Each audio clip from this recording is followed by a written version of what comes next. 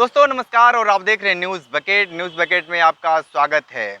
प्रधानमंत्री नरेंद्र मोदी ने विश्वकर्मा पूजा के दिन विश्वकर्मा समाज और विभिन्न जातियों के लिए एक योजना दी है जिसका नाम है प्रधानमंत्री विश्वकर्मा योजना। इसके तहत तमाम जाति के लोगों को सीधे लाभ मिलेगा और इसको लेकर हम बातचीत करने के लिए आ गए हैं। कांग्रेस के नेता हैं वैभव त्रिपाठी। वैभव जी, जिस तरीके से प्रधानमंत्री नरेंद्र मोदी ने विश्वकर्मा पूजा के दिन इतनी बड़ी सौगात दी है, उसको लेकर आप क्या कहेंगे? देखिए, प्रधानमंत्री जी झुनझुना पकड़ाते हैं।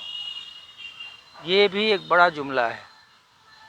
जो प्रधानमंत्री विश्वकर्मा योजना की बात कर रहे हैं, उसमें ये है कि 23 से 28 5 सालों के लिए 13,000 करोड़ का बजट।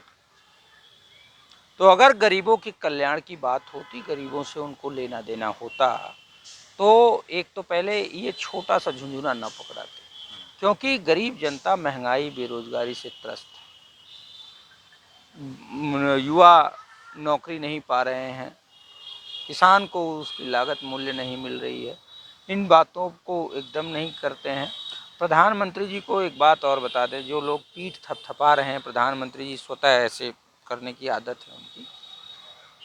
प्रधानमंत्री जी इसी साल 23-24 के बजट में अनुमानित बजट जो मनरेगा का था, प्रस्तावित बजट, उसमें लगभग 30,000 करोड़ की कटौती कर दी है, जो कि सीधे सीधे मजदूरों के रोजी रोटी का मामला था।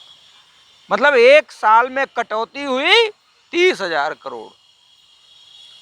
और उन्होंने एक योजना लॉन्च की जो कि 5 साल के लिए होगा 13,000 करोड़।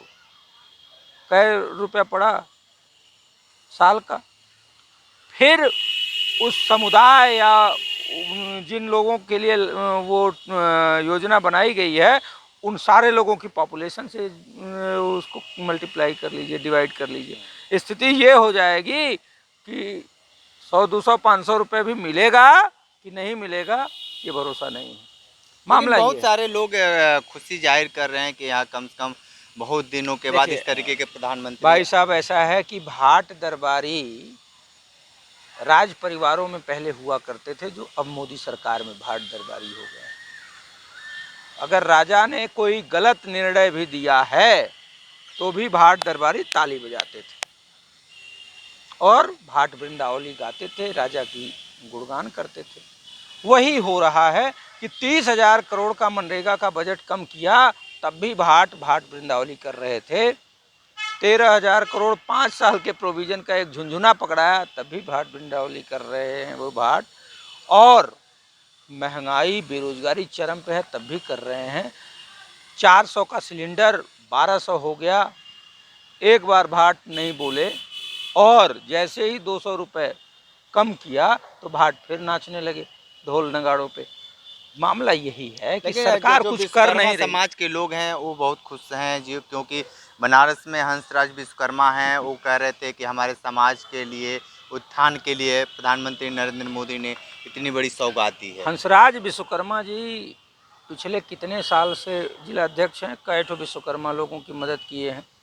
आप भी इसी बनारस में चलिए, मैं सर्वे करा देता हूँ। विश्वकर्मा समाज के लोग ही उनको नहीं जानते, पहचानते और नहीं मानते हैं। तो वो फर्जी बातें उनके कहने, वो भाजपा के जिला अध्यक्ष हैं तो वो तारीफ नहीं करेंगे। लेकिन विश्वकर्मा जी, जो हंसराज विश्वकर्मा जी हैं, उनसे पूछिए कि मनरेगा का 30,000 करोड़ का बजट में कटौती जो हुई, उस पर बताइए कि गरीब आदमी का नुकसान हुआ, ये क्यों किया गया, समझ में आ जाएगा आपको। मामला ये नहीं है। महंगाई चरम पे है, बेरोजगारी चरम पे है, भ्रष्टाचार चरम पे है, गरीब आदमी अपने खर्च नहीं चला पा रहा है। और सारी चीज़ों को देखते हुए मोदी जी है क्या कि बड़े बड़े सपने दिखा देते हैं। और जब बड़े बड़े सपने दिखा देते हैं तो पब्लिक उसमें उलझ जाती है। 2014 में उलझ गई, 2019 में उलझ गई। लेकिन अब पब्लिक जागरूक हो गई है। अब वो कह रही है कि सिलेंडर 200 रुपया सस्ता करोगे बचवा तो, और नहीं 500 रुपये का कर दोगे तो, 100 रुपये का कर दोगे तो। अब हम तुम्हारी चुनावी रणनीति को समझ गए हैं। जब चुनाव आता है तो पेट्रोल डीजल के दाम बढ़ना रुक जाता है या कुछ 2-4 रुपए कम कर देते हो, और जैसे ही चुनाव बीतता है दुगनी स्पीड से पेट्रोल डीजल का दाम बढ़ने लगता है, गैस सिलेंडर का दाम बढ़ने लगता है, महंगाई बेरोजगारी। आप क्या मानते हैं इस योजना को लेकर? चुनावी जुमला है साहब, मोदी जी जुमलेबाज हैं। ये तो गृहमंत्री अमित शाह ने कहा था 15 लाख, भूल गया क्या देश? 2 करोड़ रोजगार, भूल गया क्या देश? महंगाई कम करेंगे, भूल गया क्या देश? महिलाओं पर अत्याचार नहीं होने देंगे, जंतर मंतर पे महिला पहलवानों की क्या दुर्गति की, भूल गया क्या देश? देश की जनता अब एक हो रही है, और इस बात को आपको ध्यान देना चाहिए कि 2019 के चुनाव में 37% वोट पाए थे मोदी जी, और 63% वोट उनके खिलाफ गया था, ये रिकॉर्ड में है। और जो विरोध में वोट गया था उसके सभी नेता, सभी दल जन भावना के अनुरूप, क्योंकि जनता चाहती है इनसे मुक्ति, जनता कह रही है।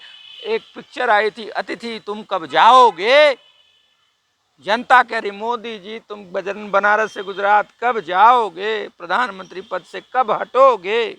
जनता की ये इच्छा है, और जनता की भावना है कि अगर एनडीए और भाजपा के सामने एक साझा उम्मीदवार हो तो वोटों का बंटवारा नहीं होगा, क्योंकि 63% वोटों का बिखराव हुआ, बंटवारा हुआ, इस वजह से भाजपा जीत गई।